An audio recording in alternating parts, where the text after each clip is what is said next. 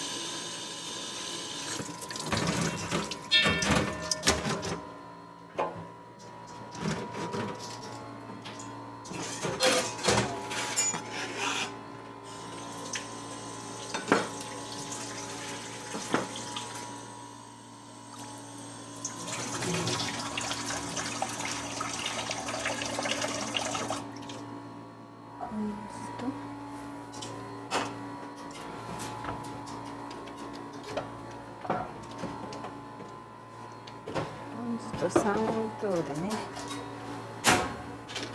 きます。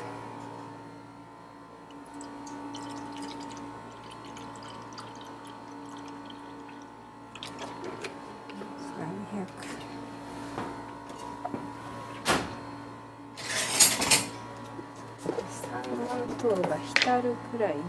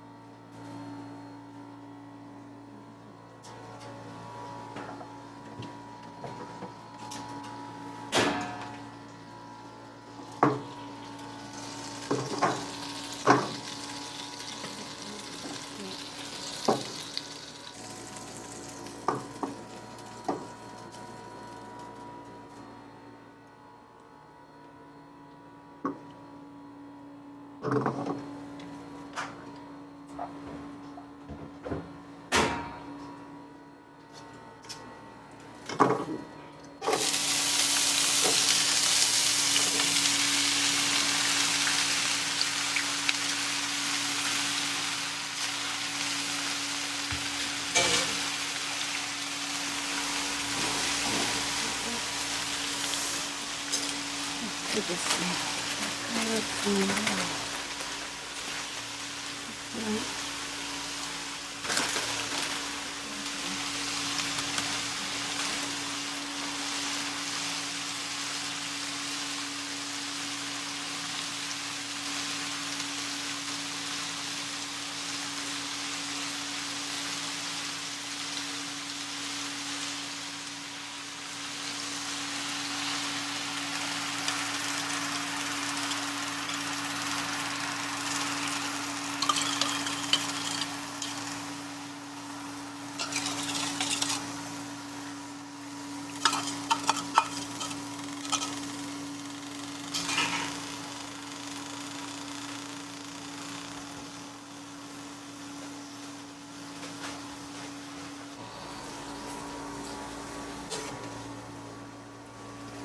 これを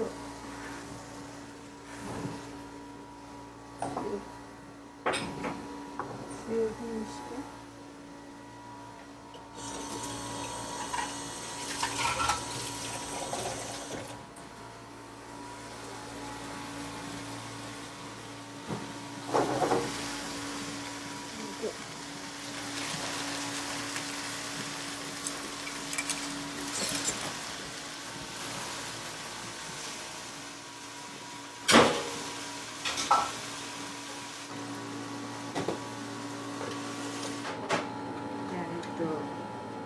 ヨーグルトは24時間でこういう風に出来上がりますね。でこれを新しい牛乳をこうやって開けるとこれにそのままヨーグルトを足していきます。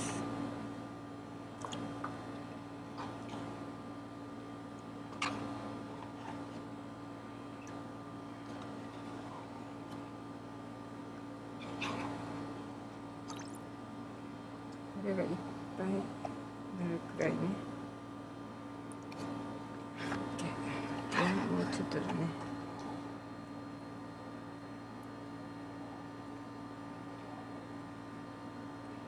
下になるくらいで、これは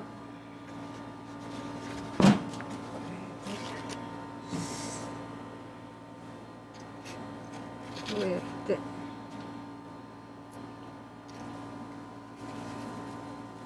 夏場でしたら24時間で、冬だと1日半できれいに、でこれまた24時間できたら冷蔵庫に移します。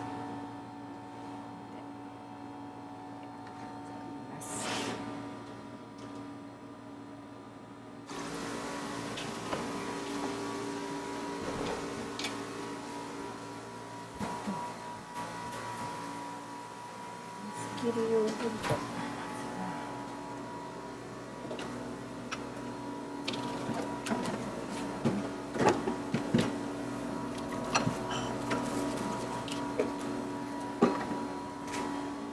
水切りヨーグルト、こうやってホエーができますね。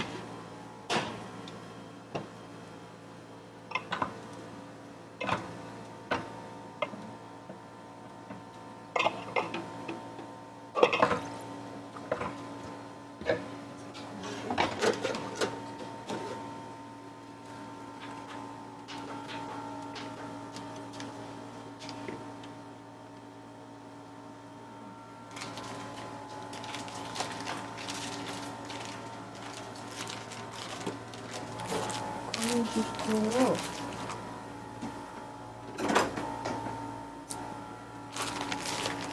90g ね。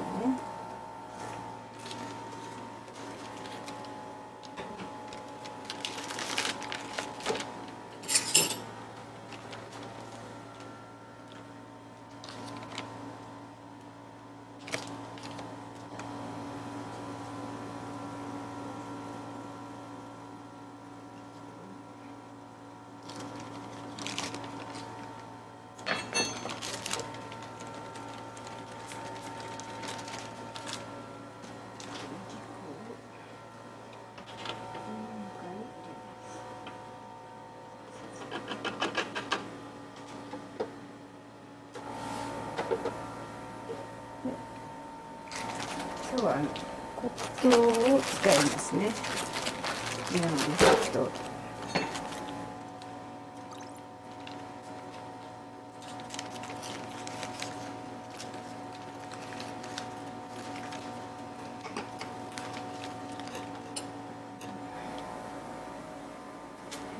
180。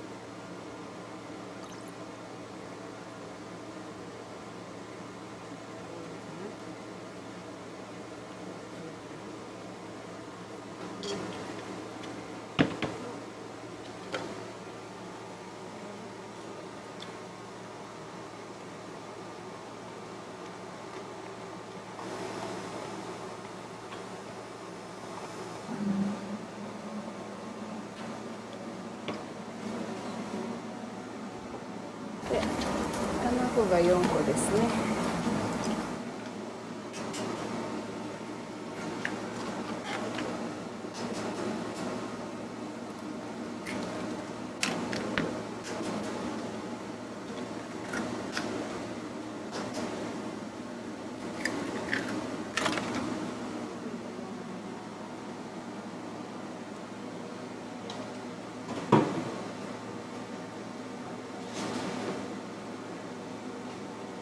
オリーブオイル適当に。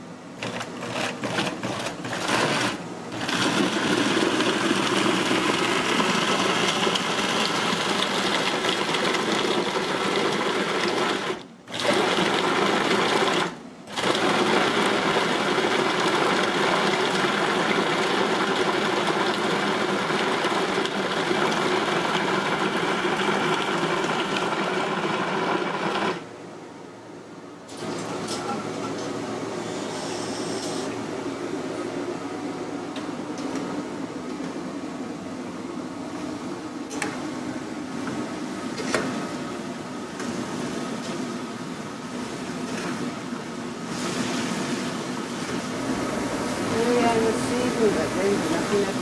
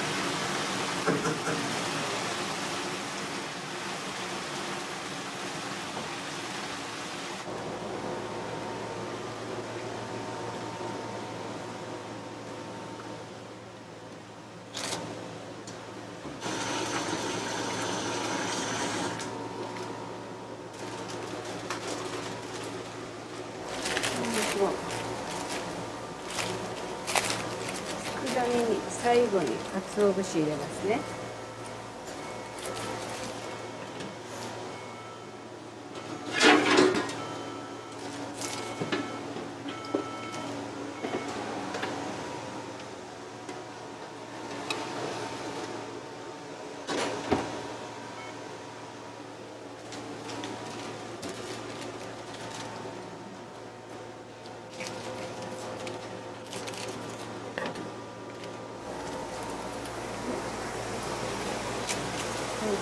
鰹節を3袋で。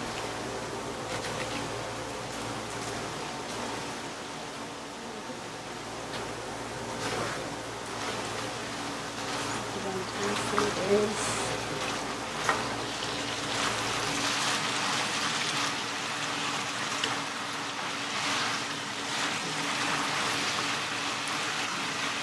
冷蔵庫で1週間ほど保存も効くので。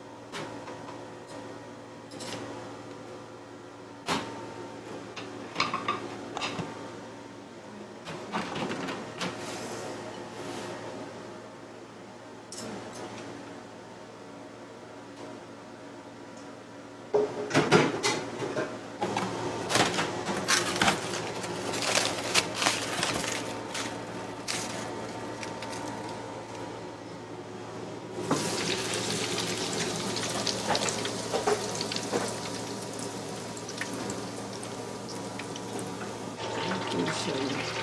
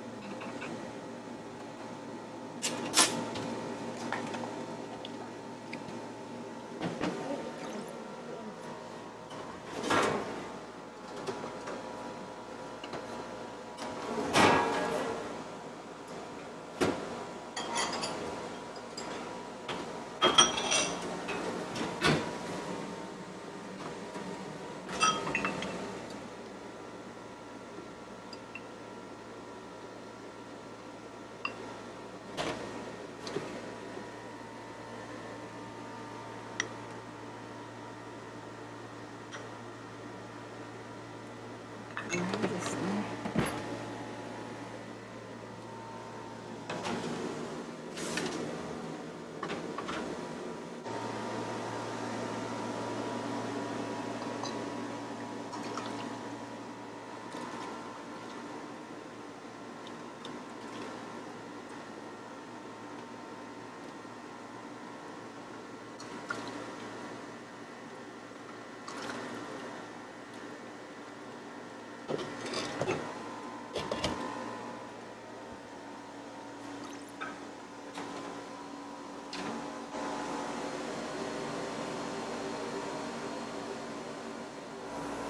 はい、これで完成ですね。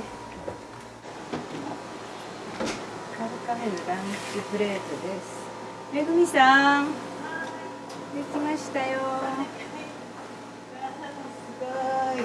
めぐみさんはお肉ね。私が素敵。どうぞ。ありがとうございます。はい。いいかすごい美味しそう。な。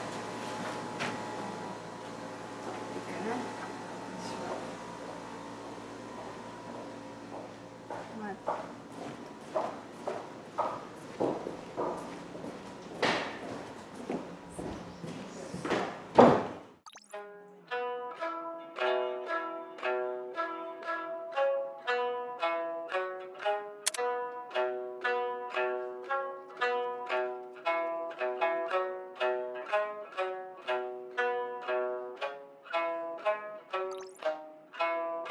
さあ君は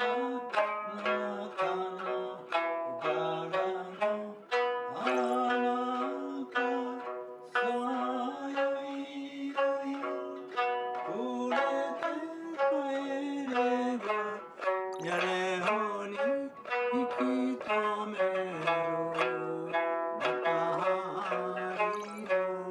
つんだ神様よ。いただきはい、います。ただきます。美味しそう。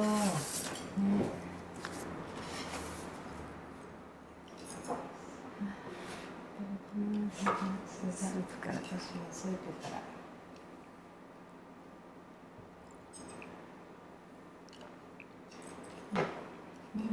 美味しい。刺身まず。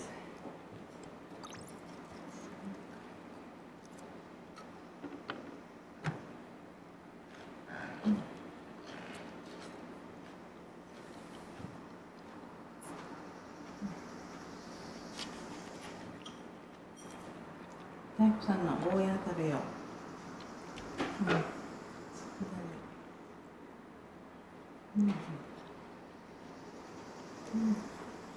美味しい。美味しい？美味しいね。美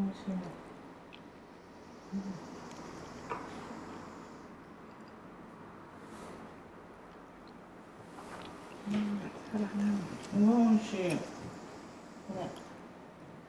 ご飯とすごい合うね。ね、そうそう、保存食にもいいし。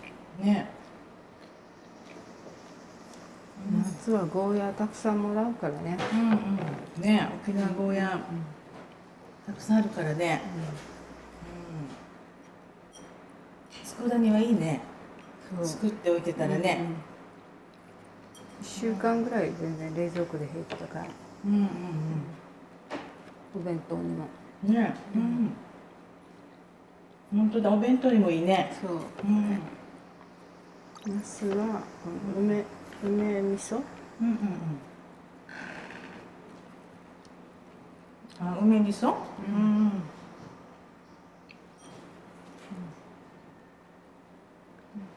食べてみる。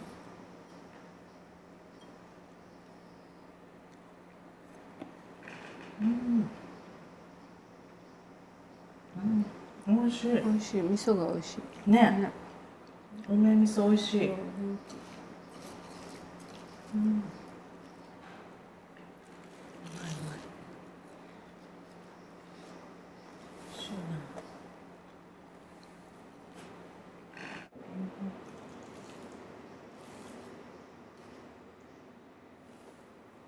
のお店人気よね。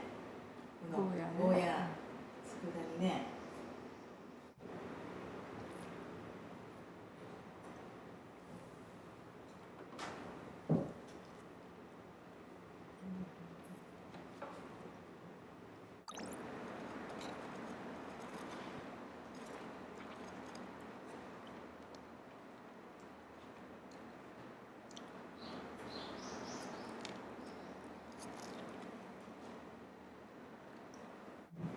ゴーヤーとオクラが夏の野菜でしょ。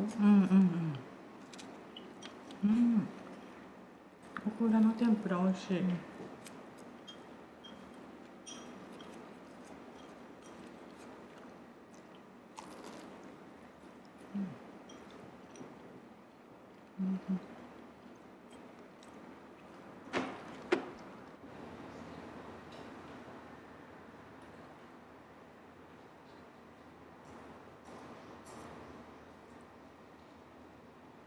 じゃあゴーヤーでさ。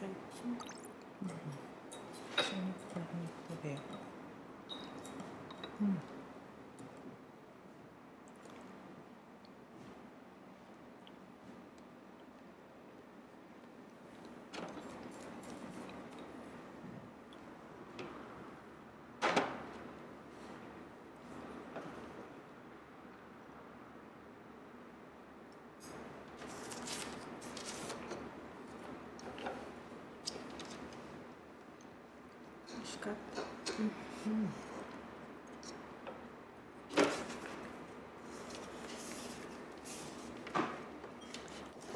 ちそうさまでした。美味しかった。ごちそうさまでした。美味しかったです。しばらく美味しかった。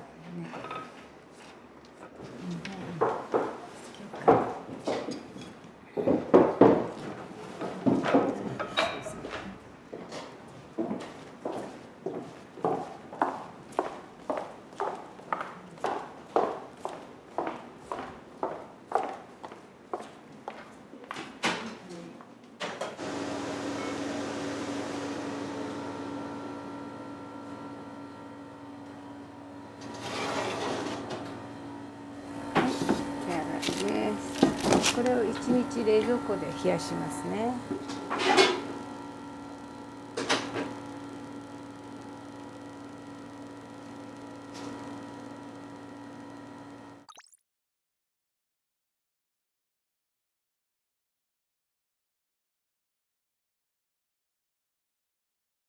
いただきます。いただきます。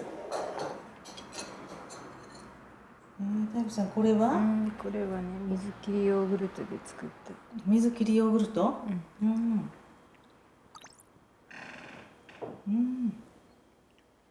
美味しい。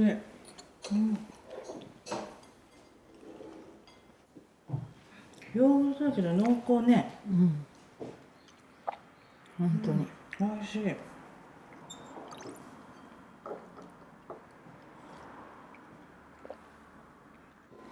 これからカルカフェの店内を案内します。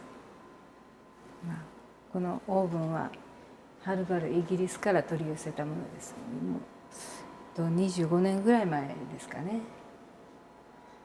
来るまで半年かかりました。あとは通常ここ野菜コーナーなんですけど、今日は何もないのでこうやってバスケット飾ってます。こちらがちょっとしたソーインググッズをディスプレイしてますね。このレースなんかすごく古いやつで結構もうボロボロなんだけどお気に入りです。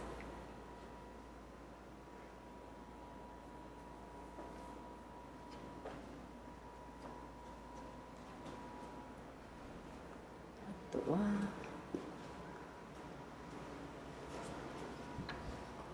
これもちょっと古いかな。これもフランスの100年ぐらい前の窓枠。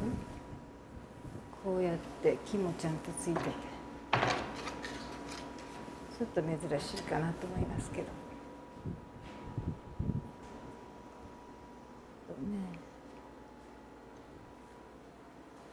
結構放浪が好きなのでこういうちっちゃなのとかキッチングッズとかをディスプレイしてますね。こっちの窓とかも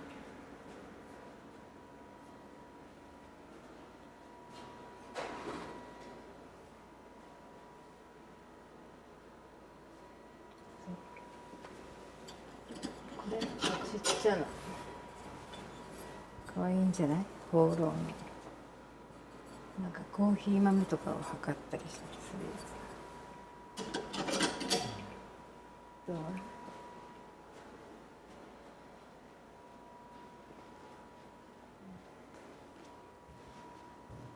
こに行こうかな。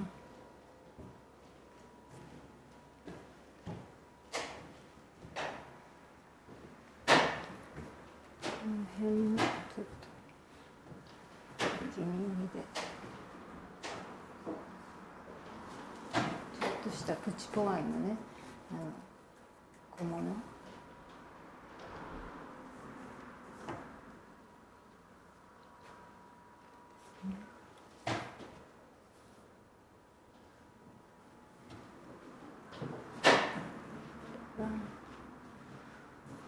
こことかもこのベアちゃんもすごく古くて指人形なんですけどね。でここがちょっと見ての通りステンドグラス買ったんだけど全然ここが浮き立たないので後ろに光当てたらどうかなっていうことでこの枠を手作りしました。電気つけるとねなんかこうステンドグラスが浮き立っていいかなと思って、あとはこういうミシンとかこういうのが。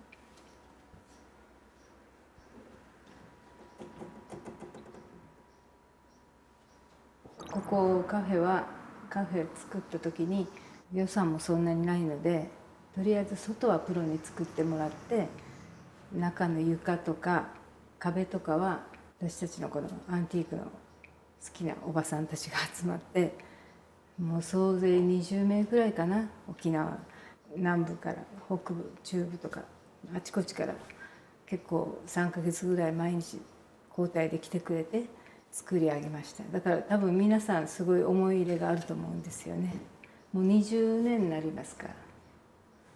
そうだから多分本当にプロの方が見たらちょっともうびっくりするようなね、とんでもないことやったかもとは思うけど、一応台風にも耐えて持ってますけど、だからそのお友達もまだちゃんと立ってるのねなんて来てくれるんですけど、酪農だけやってるとなんか自分の世界が本当に狭まるっていうか、牛と旦那とっていう、もう本当にこう自分の世界がちっちゃかったので、なんかこう一つのアンティークに出会ったおかげで、この雑貨のためだったら何でも頑張れるっていうふうに頑張って、でそれでお友達もいっぱいできて、でみんな家に遊びに来たりするんだけど、どうしてもその当時ここ何もないのでカフェとかあったらいいねっていう話から、じゃあちょっと作ってみる、それがきっかけです。ゴーヤーってやっぱ夏の野菜だし、大量にいただいたりで、あとすごく安いんですよ今の時期ね。ゴーヤーチャンプルーとかどうしてもそんなに使わないし、で大量にいただいた時に何ができるかっていうことで、やっぱ佃煮が一番保存も効くし、カフェなので必ず副菜は何品かつけなきゃいけない時に、旬のものを安くっていうことで、佃煮のレシピをたまたまゴーヤーで作ってみました。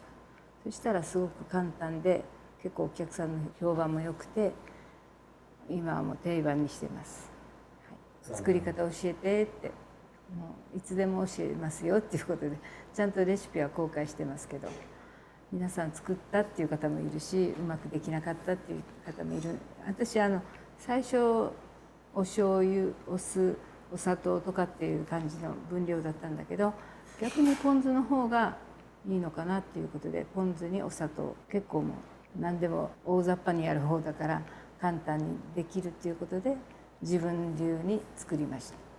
私去年も酪農っていうのをもうやめたんですけど、主人の仕事がずっともう50年ぐらいの酪農家で、2代目でね、で私も嫁いでずっともう25年ぐらい酪農一緒にやって、だいぶ前から20年、このカフェをやるぐらい前から牛乳離れっていうのが世の中で結構もう騒がれてて、学校給食でも牛乳残す子が多いとかで、普通に牛乳飲んでくれた方が一番カルシウムも取れるんだけど、なんかこう牛乳だけで作った何かできるんじゃない、それを付加価値つけてとにかく取り入れてもらいたいっていう思いがあって、まず牛乳を使った何かを作りたいっていうのでやろうかなって思ったのが、アイスクリームやソフトクリーム、それだったら若い女の子も食べてくれるしっていうことで始めたのがきっかけです。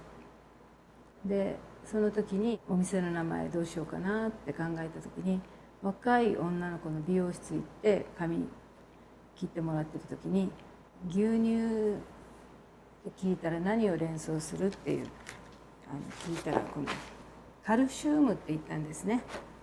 あ、なるほど。それでカルシウムカフェにして牛のマーク入れてカルカフェっていう当初の看板はこれでした。で今はもう牛のマークはなくてカルカフェになってるんですけど、一番最初のスタートはこの名前がきっかけです。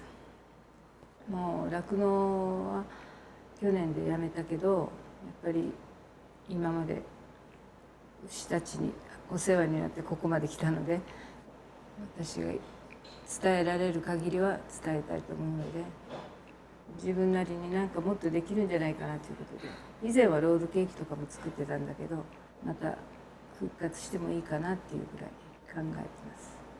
牛乳のレシピって本当に全然難しくないので、牛乳飲んだらお腹痛くなるとかっていう子どもたちもね、よく聞くけど、だからそういう人たちが逆にヨーグルトだったら大丈夫とか、カルシウムをいち早く体に取り入れるにはもう一番いい食材なので、年配の方も骨を強くするし必要だと思うので、ぜひ皆さん食べて飲んでください。酪農をやりながらここっていうのは当たり前の条件だったので、酪農は絶対やるからここもやるね、頑張るねっていうことでの条件で主人に OK もらってやったので、怠けることは一度もやってないですよ。ただここがあるから頑張れたっていうのかな。逆に子育てしながら酪農しながらカフェやって、もう3足4足のわらじ履いてたけどね、楽しいし、やっぱりこうカフェは人との出会いもすごくあるし、まあ根っから人が好きなんでしょうね。お料理作るのも好きだし、で雑貨が好きで、まあ、欲張りなんでしょうね結局は。そうだから一応なんかどっか美味しいの食べに行ったらどんな風な味付けかっていうことでまずは作ってみる、挑戦してなんか自分流に変えていくっていうのが私のなんか、挑戦かな。これからも多分そうだと思うんですけど、でも牛乳に関してはこれから夏休み始まったら学校給食もなくて子どもたちが牛乳飲む機会が少ないので、今回のこのチーズケーキ、あれも牛乳で水切りヨーグルトを作ってっていうことを皆さんが作ってくれたらね、学校で飲まない分家でそれ以上に吸収できると思うのでっていうことで伝えました。皆さんもゴーヤー佃煮牛乳デザートぜひ作ってみてください。ありがとうございます。